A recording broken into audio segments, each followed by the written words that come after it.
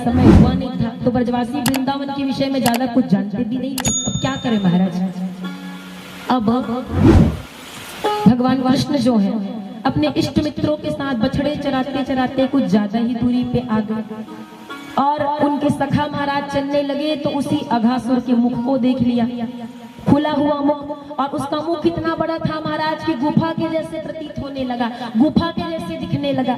और जैसे ही गुफा के जैसे दिखना प्रतीत हुआ तो छोटे छोटे सखा कहने लगे कि महाराज ये बड़ी वाली गुफा लग रही है, चलो इस बड़ी वाली गुफा में हम प्रवेश करते हैं। अब सखा अघासुर के मुख को गुफा समझने लगे और गुफा समझ करके महाराज अघासुर के मुख में प्रवेश कर गए। अब जैसे ही सखा चलने लगे सो अघासुर का जीव था महाराज लाल रंग का दिखाई पड़ रहा था, प्रतीत हो रहा था। तो एक सखा कहता है महाराज ये लाल रंग की परत बिछी हुई महाराज ये क्या है, ये हमको समझ में नहीं आता।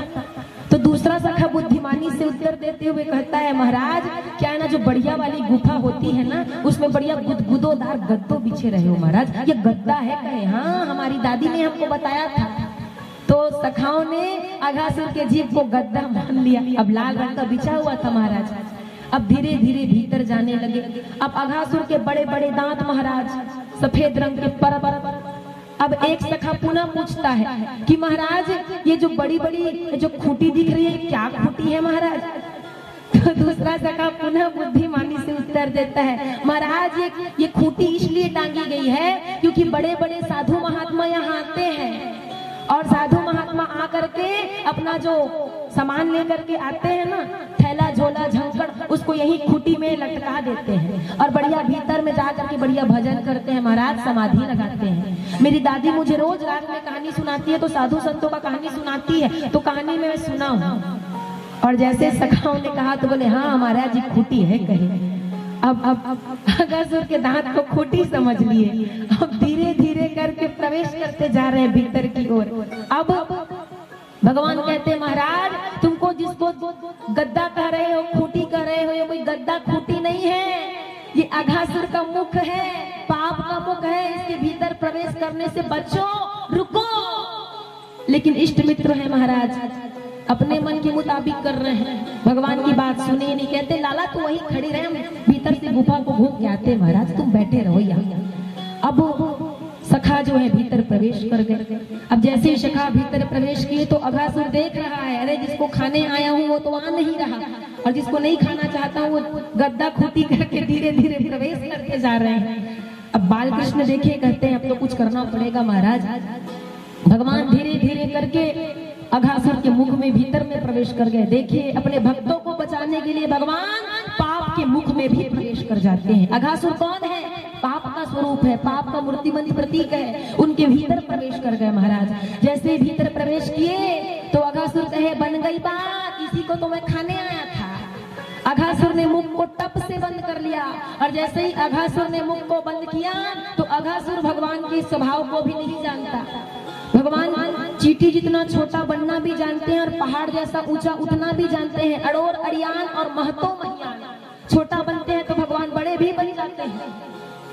और जैसे ही भगवान अघासुर के मुख के भीतर प्रवेश किए सो अघासुर मुख को बंद कर लिया और जैसे मुख को बंद किया महाराज वैसे ठाकुर जी ने अपने शरीर को फुलाना प्रारंभ किया और ऐसा अपने शरीर को बढ़ाना फुलाना प्रारंभ किया कि धीरे धीरे अघासुर के प्राण अवरुद्ध हो गए, कंठगत अघासुर का प्राण आ गया और देखते ही देखते यही हमारे बाल कृष्ण ने उस अघासुर का कल्याण भी कर दिया। कहते हैं जोरदार एक बार जयकारा बोले कृष्ण कन्हैया लाल की। और जैसे ही इधर अघासुर का वध हुआ महाराज, इधर अमृतमयी वर्षणी के प्रभाव से मुरली बजा करके ठाकुर जी ने अपने समस्त इष्ट मित्रों को जगाया और अघासुर की उदर से भीतर लेकर के आए। और 1 वर्ष पहले भगवान ने अघासुर का वध किया और 1 वर्ष बाद जाकर के ठाकुर जी के इष्ट मित्र जो है बाल सखा जो है वो महारानी यशोदा से कहते हैं कि मैया आज तेरे लाला ने उस अघासुर का भी कल्याण कर दिया, उसका भी वध कर दिया। अब जैसे ही जाकर के बताए तो इधर राजऋषि परीक्षित ने पुनः आचार्य सुगदेव जी से प्रश्न कर लिया क्या कि गुरुदेव एक बात बताइए, मैं जानना चाहता हूँ कि 1 वर्ष पहले जब अघासुर का वध किए तो 1 वर्ष बाद जाकर के बताने की आवश्यकता क्या थी, उसी दिन बता देते। तो सुखदेव जी कहते हैं कि परीक्षित बात कुछ ऐसी है। 1 वर्ष के पश्चात जाकर के इसलिए बताया क्योंकि ब्रह्मा इनका हरण करके ब्रह्मलोक में लेकर के चले गया था। जब अघासुर के मुख के भीतर से जब इष्ट सखा आए तो इष्ट मित्र ठाकुर जी से कहने लगे, क्या कहते हैं पता है कि लला